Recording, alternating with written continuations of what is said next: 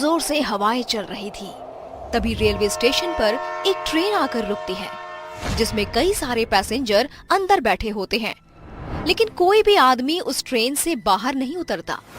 सभी लोग अपनी खिड़कियां बंद कर लेते हैं कि तभी अंदर से एक औरत अपने पति से कहती है, सुनिए जी, इस स्टेशन पर कोई उतर नहीं रहा, ट्रेन आगे क्यों नहीं बढ़ रही और सबने अपनी खिड़कियां क्यों बंद कर ली?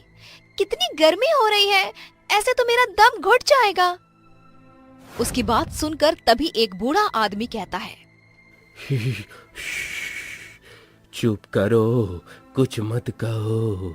अगर अपनी और हमारी जान की सलामती चाहती हो तो भगवान के लिए चुप रहो। वो दोनों चुड़ैल बाहर ही है अभी। तभी उनके आगे वाले वीआईपी डब्बे में एक परिवार होता है जो नैनीताल से अपने गांव सहारनपुर जा रहा होता है। लेकिन एक राघव नाम का लड़का, मैंने पहली बार किसी स्टेशन पर इतना सन्नाटा देखा है। राघव को वहाँ एक कूड़ा उठाने वाली और एक चाय बेचने वाली के अलावा और कोई नहीं दिखता। तभी उसके पास चाय वाली औरत आती है। चाय, गरम चाय वाली, चाय गरम, चाय वाली साहब, गर्मा गर्म चाय ले लो, चाय। अरे सुनो, कितने की चाय है? साहब, केवल 10 रुपए की। ऐसी चाय आपने कहीं नहीं पी होगी। राघव अपनी खिड़की से हाथ निकालकर उस औरत से चाय लेने लगता है, लेकिन वो औरत राघव का हाथ पकड़ लेती है और देखते ही देखते वो एक भयानक चुड़ैल बन जाती है। चुड़ैल, हे भगवान, ये चुड़ैल कहाँ से आ गई? बचाओ, अरे मुझे कोई बचाओ। चुड़ैल राघव का हाथ काट देती है, जिसके बाद कूड़ा उठाने वाली चुड़ैल उसकी मुंडी काटकर अपने बोरे में डाल लेती है। नहीं छोड़ूंगी, किसी को भी नहीं छोड़ूंगी, सबके सब मरेंगे। राघव के चिल्लाने की आवाज सुनकर डब्बे के सभी लोग जाग जाते हैं और ट्रेन के सभी पैसेंजर बहुत डर जाते हैं। और ट्रेन के चलने के बाद वो बूढ़ा आदमी उस औरत को बताता है, ये कुछ महीने पहले की बात है।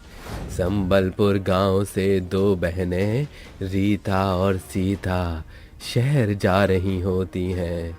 वो दोनों ट्रेन में बैठ जाती हैं, जिसके बाद ट्रेन चलने लगती है। तभी रीता सीता से कहती है, बहन, अगर चाचा ने हमें अपने घर में नहीं रखा तो हम इतने बड़े शहर में क्या करेंगे? देख बहन, हमें कुछ तो करना ही होगा, क्योंकि अब हमारे साथ हमारे माता पिता नहीं हैं जो हमारी देखभाल कर लेंगे। हमें खुद ही अपना ख्याल रखना होगा।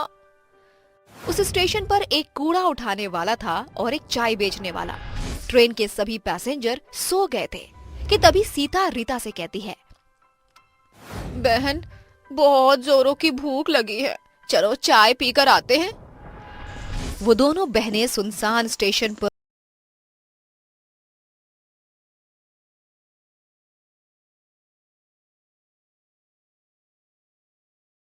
है। भाई साहब, मुझे बहुत जोरों से प्यास लगी है, क्या यहाँ पानी मिल जाएगा? कूड़ा बिनने वाला उसे बहुत ध्यान से देखता है, जिसके बाद वो उससे कहता है, उस कमरे में पीने के पानी की टोंटी लगी है, जाओ पी लो। रीता पानी पीने के लिए उस कमरे की तरफ जाने लगती है कि तभी वो कूड़ा बिनने वाला उसके पीछे पीछे आता है और कमरे का दरवाजा लगा देता है। अरे भाई साहब, ये तुम क्या कर रहे हो? दरवाजा खोलो, मुझे बाहर जाने दो। ऐसे कैसे जाने दूं? पहले वो काम तो कर दूं जिसके मुझे पैसे मिले हैं। क्या चाहते हो तुम? साफ साफ बोलो। रीता बहुत डर जाती है। इतने में वो आदमी एक खंजर निकालता है और उसके दोनों हाथ और उसकी मुंडी काट देता है। रीता वहीं मर जाती है। उसे मारने के बाद वो आदमी चाय वाले के पास जाता है। जब सीता कूड़े बिनने वाले के हाथ में खून से लथपथ खंजर देखती है तो वो डर जाती है, लेकिन तभी पीछे से चाय वाला उसका मुंह दबाकर उसे वहीं ले जाता है जहां उसने उसकी बहन रीता को मारा था। ये तुम क्या कर रहे हो? तुमने मेरी बहन को मार दिया। सीता कुछ कहती, इससे पहले उस आदमी ने उसके दोनों हाथ और उसकी मुंडी काट दी। उस दिन दोनों बहनें मर जाती हैं। उनकी मौत क्यों हुई, आज तक इस बात का पता नहीं चला। सरकार ने भी उन दोनों बहनों की मौत का पता नहीं लगाया। लेकिन उस दिन के बाद वो दोनों बहनें भयानक चुड़ैल बन गईं, जिसके बाद वो रेलवे स्टेशन से उतरने वाले हर एक पैसेंजर के हाथ और उनकी मुंडी काट देती हैं। लेकिन अगर ऐसे ही रहा तो वो दोनों चुड़ैल तो कई लोगों को मार देंगी। हाँ बिटिया, मैं जानता हूँ। इसीलिए मैं संबलपुर गांव से शहर जा रहा हूँ, जहाँ वे दोनों बहनें जा रही थीं।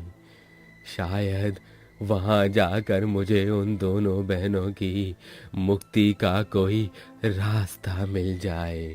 वो बूढ़ा आदमी शहर में उन दोनों बहनों के रिश्तेदार यानी उनके चाचा जी के घर जाता है, जहाँ उसे पता चलता है कि उसके चाचा कुछ समय पहले ही गुजर चुके हैं।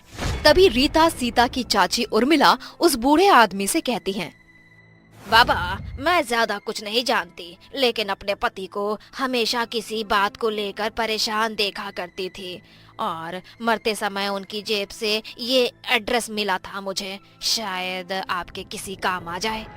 वो बूढ़ा आदमी उस एड्रेस पर पहुंच जाता है, जहां उसे एक बहुत ही जाने माने तांत्रिक बाबा मिलते हैं, जो उस बूढ़े आदमी से कहते हैं, उन दोनों बहनों की मौत उनके चाचा नत्थू लाल ने करवाई थी। वो चाहते थे कि उनके मरने के बाद गांव की सारी जमीन वो हड़प ले, लेकिन उन दोनों बहनों की मौत के बाद वो दोनों चुड़ैल बन गईं। और नत्थू लाल को रेलवे स्टेशन की कहानी पता चली तो उसे डर के मारे हार्ट अटैक आ गया। बाबा, मेरी मदद करो उन दोनों बहनों को मुक्ति दिलाने में। उन्हें मुक्ति नहीं मिली तो वो ऐसे ही सबको मारती रहेंगी। वो बूढ़ा आदमी तांत्रिक बाबा को रेलवे स्टेशन लेकर जाता है और जैसे ही रात के 3 बजते हैं, वो दोनों चुड़ैल सामने आती हैं और जोर जोर से हंसने लगती हैं। चले जाओ यहाँ से, ये रेलवे स्टेशन मेरा है, मैं सबको मार दूंगी। हम तो तुम्हें केवल यहाँ तुम्हारी मौत का कारण बताने आए थे। क्या? हमारी मौत का कारण? तांत्रिक उन दोनों को उनकी मौत का कारण बताता है, जिसे सुनकर वो दोनों रोने लगती हैं। तभी तांत्रिक बाबा उसके चाचा नाथूलाल की आत्मा को बुलाते हैं और इसके बाद नाथूलाल गिड़गिड़ाते हुए दोनों चुड़ैलों से माफी मांगता है। बिटिया, हमका माफ कर दो, हमसे बहुत बड़ी गलती हो गई। मुझे अपनी गलती का बहुत पछतावा है। जैसे मैं इस दुनिया को छोड़कर चला गया हूँ, तुम भी मुक्त हो जाओ। ये सच बात है कि अक्सर अपने ही हमें धोखा देते हैं, लेकिन अब हमारा यहाँ रहना भी ठीक नहीं है। हम दोनों मुक्ति चाहते हैं। तभी तांत्रिक बाबा उन दोनों के ऊपर पवित्र जल छिड़क देता है, जिससे वो दोनों चुड़ैलें जलने लगती हैं और